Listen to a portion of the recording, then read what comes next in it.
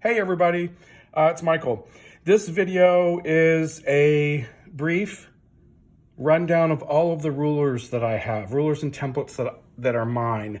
So just a backstory. When I first got my Longarm, I bought every ruler and template set I could get my hands on. Straight edges, curves, circles, cutout shapes, hearts, arcs, you name it.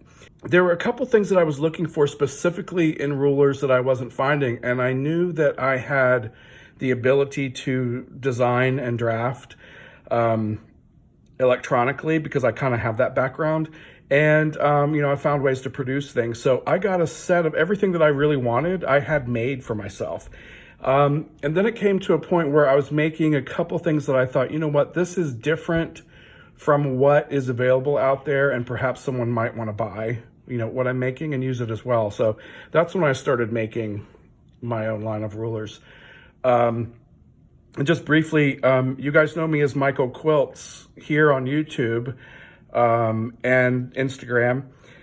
I'm also Quarter Squared Quilt Company. That's my company that I design under, patterns and rulers. So that's what you'll see on my templates and things.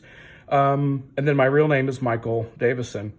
So one thing about finding me on the web is that all of those names go to one website. You can get there by going michaelquilts.com or qsquiltco.com for the Quarter Squared. Anyway, that's just briefly how to find me. But so this video is, I'm doing it because I've had several people ask me specifically how to use a ruler that I haven't done a tutorial for.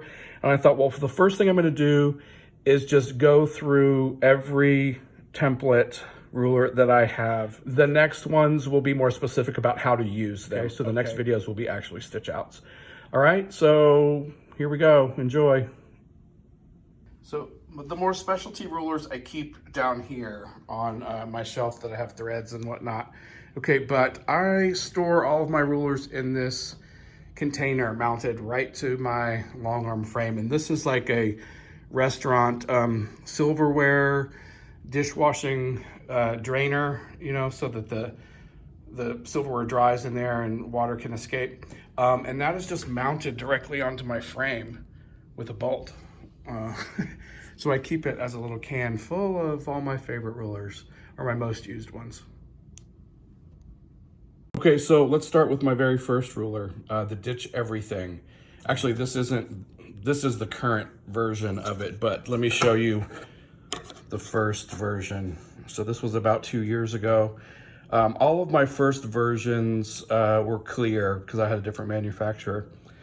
But the concept is still the same. And the reason that I wanted this was I wanted one go-to ruler that could do virtually any shape for stitch in the ditch. So it could do straight seams, it could do curved seams, it could do some interesting inside shapes for circles or leaves. It could do a 90-degree angle. And then I added 1/4 inch markings and a 90-degree marking here as well. I added needle stop, which we'll talk about when I do a stitch out. And then needle entrapment or hopping foot entrapment. So this is used to actually place over the hopping foot and then guide your hopping foot with the ruler. So anyway, this was the first version of it. And then almost a year later, when I switched manufacturers, I went to this one. So it has a few design changes. Instead of that leaf shape, it just has a nice inner circle here. It still has the big undulating curve. I also, I added hopping foot guidance with this. It still has the hopping foot entrapment here, but it has hopping foot guidance here. Everything else is the same.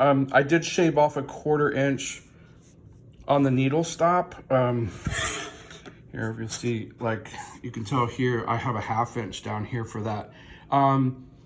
That extra 1/4 inch wasn't necessary. So and I'll show you why it wasn't necessary when we do the stitch out. But anyway, this is Ditch Everything. And the same time I did that, I also designed the Ditch Everything Mini. So this came along with it right at the same time a couple years ago. So now it looks like this, which is almost the same, but it has the extra features that I added to the big one too. So, so if you want to know the history, this is the first thing. These are my first rulers. Again, these were designed about 2 years ago. Okay, next came the straight edges. The straight 12, this is a great all-around ruler. I use this more than any. Right now mine has a little nick in it because I hit it. But fantastic all-around good straight edge. It has 90-degree markings, quarter-inch markings throughout the whole entire length, 1-inch markings. It has 2 quarter-inch markings on the ends, and it has numbers on the bottom. Okay, so great all-around straight edge. My long arm dealer who buys these and sells them in her shop, she requested this one. She said that she has a lot of people that like the smaller ruler, and she likes this needle stop. So the 2 straight edge rulers that I have is the big 12-inch one, which is great. I think this is a must-have for everyone. You should have one of these, no matter what brand you use. But this one, and then the 8 is good. The 8 has a needle stop. It has all the same markings as the 12. It's just shorter, and it has needle stop here, and we'll show that in action over there. Okay, so those are my straight edges that are available. The straight 12 and the straight 8. Okay, the next thing that came into play, because I teach classes on ruler work, this became the class ruler. The first version was clear, but now, so if we have a class, if you take a class with me live, and it's a beginning ruler class, this is part of your class. So, very basic, I call it Ruler Work 101. It has a large curve, and then it has a nice straight edge. The entire ruler measures 9 inches. So it's got markings at quarter inch horizontal markings, 1-inch vertical markings, and then it has 90-degree angle here. Has needle stop. So this is a great, never had a ruler before, try this one. It'll do a few jobs all in one. Okay, moving on are the curves. I call it Curve It Echo. There's an 8, a 10, and 12 in the smaller set. This is what I'm calling the small set, or the standard set. An 8, a 10, and a 12. And about my curved rulers, the outside curve is the same as the inside curve. So that means you could stitch, if you're stitching this line, and you can't have your ruler this way, it has to be here. This is the same thing. So if you want to outline this curve of your block, it's the same here as it is here. Okay, and this one has quarter-inch markings on the inside for curved cross hatching, which I'll show. It also has the 90-degree mark, and then it has 1-inch marks. And I did these to where you have a center mark at 0, and then this is 2 inches, and that means that's 1 inch, 2 inches. This is 4 total inches apart, 4 inches, 6 inches. So you can measure everything from 0 and know how to work out from a straight line, and I'll show you that when we stitch it.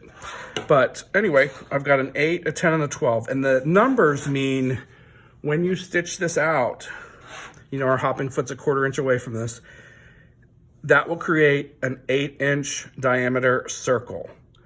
So by stitching around here, if you were to stitch it all the way around, it would be an 8-inch circle. This would be a 10-inch circle diameter.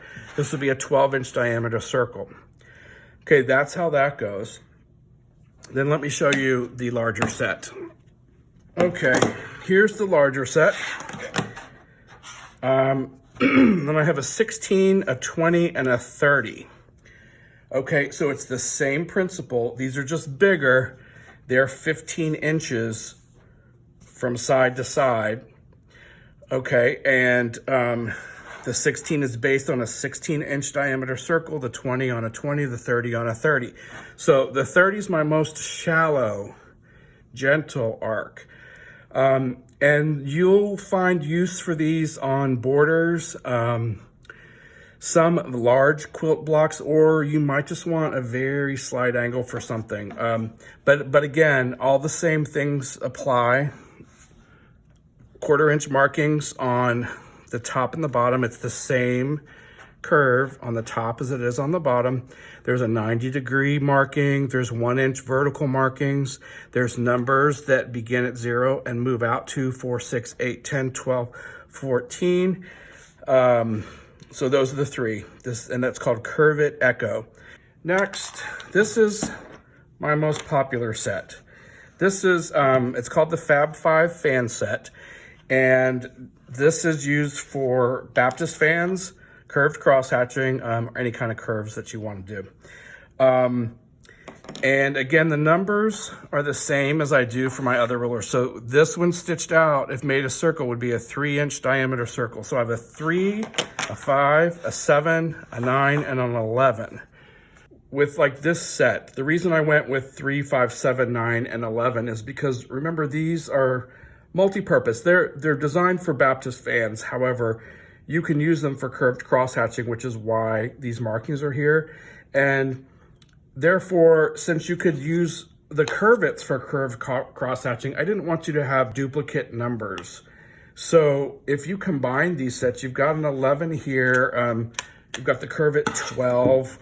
You have the curvet 10. Then you have the Baptist fan with the 9, then you have a curvet 8, and then you have the Baptist 7. So I guess what I mean is if you ended up buying the Baptist fan set and the curves, you wouldn't have the same curves. You have different ones. So this gives you a really nice range from 3, 5, 7, 8, 9, 10, 11, 12. And then we go up to the larger ones, which are like 16, 20, that more specialty.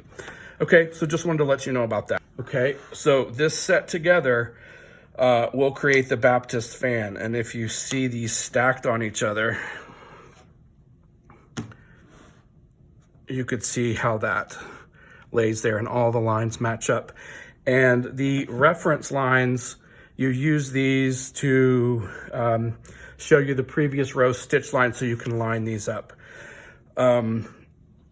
This was one that I, there are other manufacturers for the straight edges and the curves that I made, but I could not find a good set for Baptist fans. And some people use a set of circular rulers for that, which is great. But let me show you why it's a little better to get sets like these. Trust me, I've bought all the circles too. So this is a 10-inch circle that I bought. When you start getting into these big circles, they're heavy. And when you lay them on your quilt, they start to produce this weight and stretch your quilt. So when we're talking about, especially when we're talking about, when we talk about going to 16, you can't possibly put a 16-inch circle on anything and not expect the weight. So we don't use a lot of circles unless they're small circles. And of course you could use a 3 and a 5, even the 7-inch circle, but by the time you get to the 10s, the 11s, the 12s, they're very heavy. This one is called Foot Control. It's just a square. It's a square that has the hopping foot entrapment here and the hopping foot guides on the sides. And some people might call this like an applique helper tool or whatever. I call it foot control because you'll see when I stitch out, it just helps really control that foot. Or if you use the full entrapment, then you're using your hand and you're going very slow and doing some very precise quilting. So that's foot control. All right, I think I have shown you everything I currently manufacture and have for sale. Okay, so thanks for watching, and the next videos will show stitch outs of some things. I'm gonna do a complete reworking of my beginner ruler work video using my rulers. Back then I didn't have these rulers made. And my goal will be to utilize each of these in some form or fashion. If I feel like it's really specific, like perhaps to ditch everything, I'll dedicate a separate video just for that. Okay, all right. I hope everyone is doing well and staying safe and doing lots of quilting at home. Okay, and I'll see you next time, okay? Bye-bye.